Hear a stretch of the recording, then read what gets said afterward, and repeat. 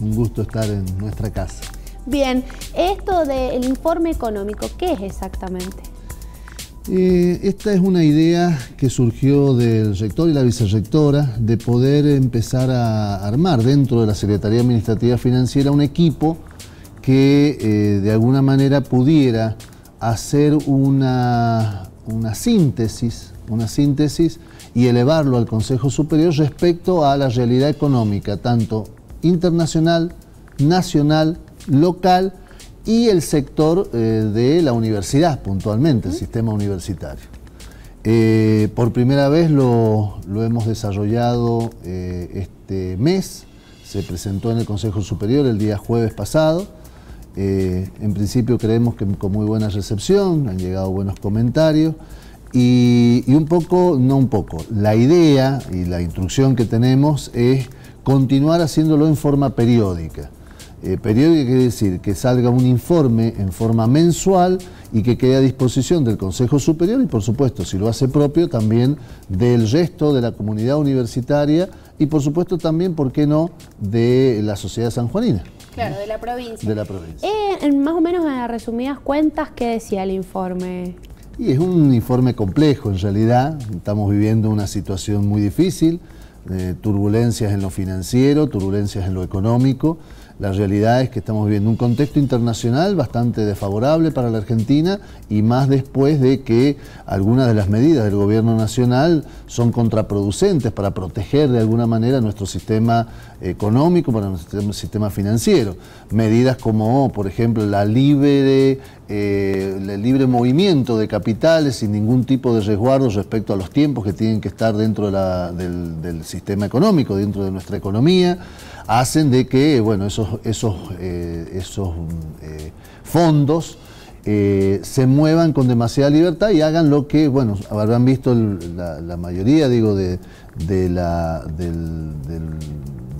televidente respecto al tema de que vienen, cambian sus dólares por pesos mientras que se ha mantenido estable y después se consiguen muy buenas tasas en pesos, que ha sido a través de los LEVAC. Digo, eso está generando una situación de mucha inestabilidad en el sistema financiero que lo hemos visto reflejado en definitiva en esta suba muy abrupta del dólar desde el principio de año a esta parte.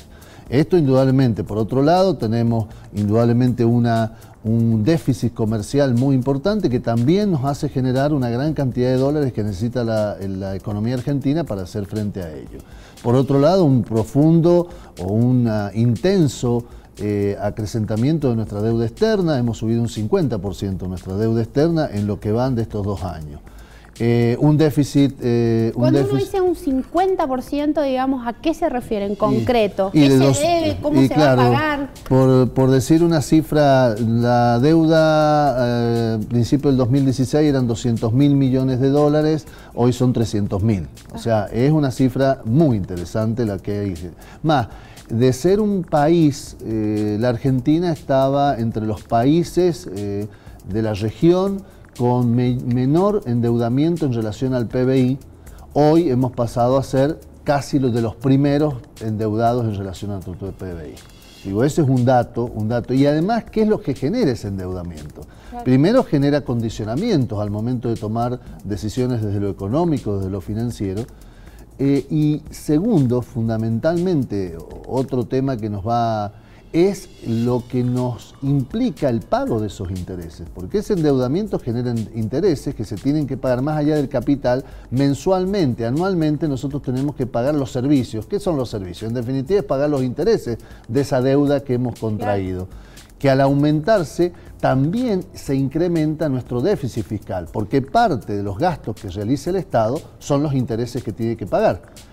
Eso acrecienta podríamos decir, los compromisos que toma el Estado y en definitiva este plan de ajustes que se ha ido viendo reflejado en diferentes tipos de medidas, entre aquellas, por ejemplo, el haber reducido algunos sectores de personal, algunos sectores del Estado Nacional, inclusive también empieza a producir un estrangulamiento de los sectores productivos, en definitiva, claro, en detrimento del pago de los servicios de la deuda externa, en definitiva. Ese es un poco uno de los temas más complejos que, en definitiva, nos afrontamos años por venir con complejidades en ese sentido.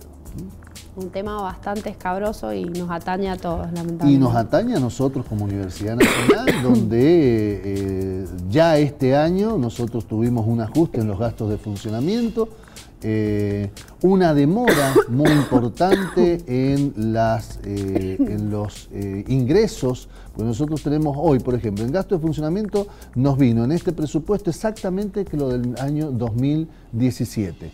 Lo cual significa, y esto para un poco, no hace falta ser economista para darnos cuenta en la casa qué significaría o qué significa tener exactamente los mismos ingresos. Esos ingresos, las universidades tenemos exactamente el mismo ingreso que el año pasado. ¿Qué significa? Que tenemos menos posibilidades de hacer frente a nuestros gastos. A futuro seguramente vamos a necesitar, tratar de ser todavía más austeros y más ordenados al momento de poder garantizar el servicio educativo, que es lo principal de nuestra universidad. Bien. Bueno, y con respecto, pido perdón que me ahogué recién, me tengo mucha tos. Vamos a continuar con el tema que tiene que ver con la adquisición de bienes inmuebles. ¿Qué es exactamente? Bueno, por un lado, parecerían mensajes absolutamente discordantes uno con el otro. En realidad, así como aclaramos este tema de que hemos tenido los mismos ingresos para gasto de funcionamiento que en el 2017, por otro lado, con gestiones que se realizaron ante la Secretaría de Políticas Universitarias a finales del año 2016, la universidad consiguió que una deuda que tenía la nación con la universidad se pudiera cristalizar en los ingresos puntualmente de esa deuda. Esa deuda ha generado que podamos tener un fondo que una parte, el rector, la vicerrectora con el Consejo Superior decidieron que se convirtiera en un fondo anticíclico. Hay un monto de dinero, de ese monto que conseguimos de una deuda que tenía la nación, en un fondo anticíclico, y otra partida dentro de ese fondo para la adquisición de algunos inmuebles y las mejoras en algunos inmuebles que eran de absoluta necesidad. Ejemplo, en este caso que mañana, la verdad que es todo un anuncio, el poder comprar mañana una casa muy amplia en la zona céntrica, muy cerca de la Facultad de Filosofía, que no solamente es algo muy positivo para la facultad, sino que también desde el punto de vista de los costos, y hablando en este tema de reducción de costos, va a significar que la Facultad de Filosofía deje de pagar 2 alquileres. Claro. La compra de este inmueble va a significar el ahorro en forma mensual de alquileres. Pasarían a ser dependencias de la facultad. Exactamente, Facultad de Filosofía. Por otro lado, también mañana, todo junto en un solo paquete, mañana también se firma el rector con los vendedores, la adquisición de una casa para la ampliación de algunos de los servicios, de algunos de las actividades del Colegio Central Universitario. Ustedes un poco estuvimos tratando de hacer una ampliación en el mismo predio, comprando algún terreno que fuera lindante a la escuela. Bueno, lamentablemente eso no se pudo conseguir, pero hemos conseguido este inmueble que queda a 100 metros de la escuela, por la misma vereda, a la vuelta, y que bueno, va a poder de alguna manera descongestionar muchas de las actividades que tiene el Colegio Central Universitario. Y el último inmueble, para cerrar un poco el paquete de buenas noticias en este sentido, claro, es un terreno que se está comprando también, que hará a la ampliación del CUIM, del Complejo Universitario de Islas Malvinas.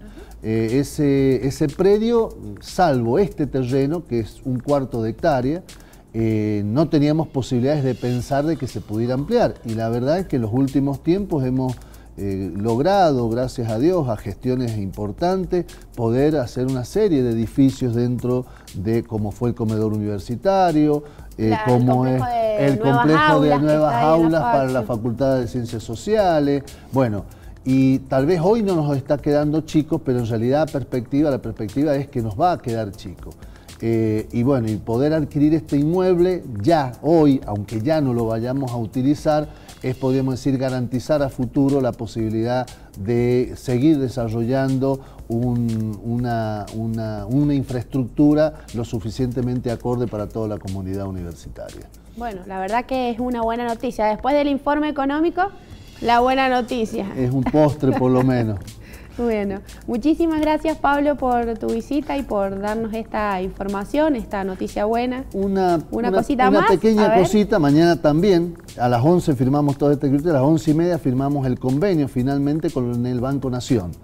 Nuestro ente financiero, que ha venido siendo desde hace varios años el Banco Nación, hemos renovado un poco las pautas con las cuales vamos a trabajar, y entre esas pautas, por ejemplo, el que hemos podido garantizar el pago de los sueldos y aguinaldo en tiempo y forma, siendo el último día hábil como lo venimos haciendo, cuando todavía, por ejemplo, las transferencias de Nación no estaban realizadas, y hemos podido pagar porque justamente estamos con este convenio trabajando arduamente.